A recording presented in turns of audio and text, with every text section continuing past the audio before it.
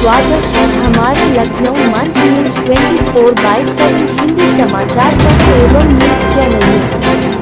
सही खबर, सच्ची खबर। कृपया सब्सक्राइब, लाइक, शेयर, कमेंट जरूर करें। आज हिंदी पत्रकारिता दिवस है और ये सब हम राष्ट्रवादियों के लिए एक गौरव का विषय है, प्रेरणा का भी विषय है। जो विदेशी आक्रांता थे, जो साम्राज्यवादी थे, जो भारत में शासन करके विदेशी गए, उन सबका एक ही लक्ष्य था कि भारत की सभ्यता और संस्कृति को नष्ट करना और यहाँ का जो औद्योगिक दृष्टि से हम समृद्ध थे उसको तोड़ना।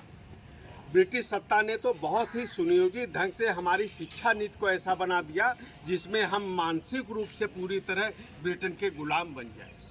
लेकिन जब इतना सब विदेशी आक्रांताओं का, साम्राज्यवादियों का ये जुल्म सितम चलता रहा, उसी अवधि में, उसी दौरान अनेक राष्ट्रवादियों ने राष्ट्र के प्रति गौरव, राष्ट्र के प्रति स्वाभिमान को जागृत करने के प्रयास भी चलते रहे और ये प्रयास निरंतर जारी रहे। आज हिंदी पत्रकारिता दिवस में मैं खास तौर पे इस विषय को केंद्रित रखना चाहता हूँ। अंग्रेजों ने हिकी बजट यहाँ से शुरू किया था इंग्लिश में। लक्ष्य ये था कि अंग्रेजों की जो सरकार है, जो जुल्म सितम भारत में कर रही है, जो आर्थिक शोषण कर रही है, जो अपनी नीति चलाकर और भारत को गुलाम बनाने का प्रयास कर रही है, यहाँ के संसाधनों को लूट कर जो इंग्लैंड ले जा रही है, ब्रिटेन ले जा रही है, तो इस सत्ता को वो उस सत्ता की तारीफ करने के लिए ये उन्होंने हिकी बजट शुरू किया था। लेकिन मैंने जैसे कहा कि इसी दौरान अपने सांस्कृतिक चेतना के प्रयास भी निरंतर चलते रहे और उसी में एक जुगल किशोर जी थे कानपुर के, और आर्थिक रूप से बहुत ही कमज़ोर स्थिति थी उनकी, लेकिन संकल्प था राष्ट्र के प्रति उनका जागरण का। तो वो कलकत्ता से हिंदी का पहला अखबार शुरू करते हैं 30 मई 1826 को, और ये चुनौती देते हैं, हिकी गजट को चुनौती देते हैं, ब्रिटिश सत्ता को चुनौती देते हैं कि ये जो हिंदी का अखबार, इसमें दूसरी एक बहुत महत्वपूर्ण बात जो हम सबको ध्यान रखनी चाहिए। आज क्षेत्रवाद चल रहा है, भाषावाद चल रहा है, लेकिन जुगल किशोर रहने वाले कानपुर के और हिंदी भाषी और समाचार पत्र शुरू करते हैं कलकत्ता में बांग्ला भाषी में। ये हमारी राष्ट्रीय एकता, सांस्कृतिक एकता का एक प्रमाण भी। और यहाँ ये भी ध्यान रखना चाहिए कि अंग्रेज़ों ने जितने भी कार्य भारत में किए, उनको कोई महिमा मंडित करने की आवश्यकता भी नहीं है। जैसा ये वामपंथी इतिहासकारों ने किया है, उन्होंने कहा भारत को सभ्यता सिखाई, ऐसा कुछ नहीं था। उन्होंने जितने भी कार्य किए वो भारत को मानसिक रूप से गुलाम बनाने के लिए और अपने साम्राज्य को भारत में स्थायी बनाने के लिए किए थे। और अखबार भी इसी दृष्टि से उन्होंने संचालित किए थे। लेकिन जो 1900 से लेकर आगे तक जो भी स्वतंत्रता संग्राम अपना चला है, उसमें पत्रकारों का, पत्रकारिता का बहुत बड़ा योगदान है। और जुगल किशोर उसकी प्रेरणा के एक केंद्र थे, प्रेरणा के एक हम सबके मार्गदर्शक के रूप में थे।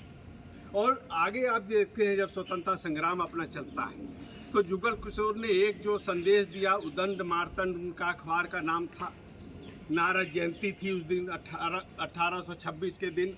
तो एक संदेश दिया, ये भारत की सांस्कृतिक चेतना का संदेश था और उन्होंने ये संदेश देने का काम किया, राष्ट्र को जगाने का काम किया। और इसमें जो महत्वपूर्ण बात थी, ये स्वदेशी का भाव। स्वदेशी यानी स्वदेशी भाषा, स्वदेशी अखबार, और उत्तर प्रदेश से लेकर हिंदी भाषी से लेकर वो बंगाल तक और सारे पूरे भारत में उसकी चर्चा हुई उदंड मार्तंड की। तो इस तरह के स्वदेशी का भाव था, यही आगे लेके हमारे स्वतंत्रता संग्राम नहीं चले।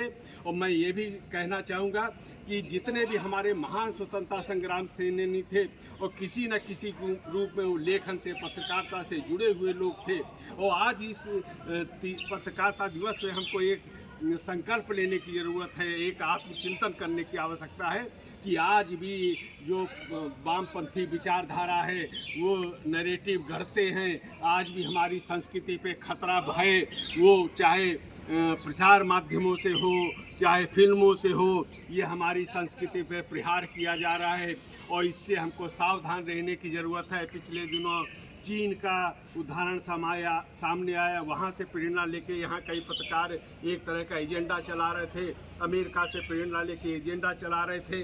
तो इस एजेंडाधारी लोगों से सावधान रहने की आवश्यकता है। भारत की संस्कृति पे आज भी खतरे हैं और इन सब के प्रति हम सबको जागरूक रहना है, खास तौर से हमारे मीडिया के साथियों को और सोशल मीडिया के हमारे जितने भी लोग हैं उनको अपने राष्ट्र के स्वाभिमान को जागृत रखना है।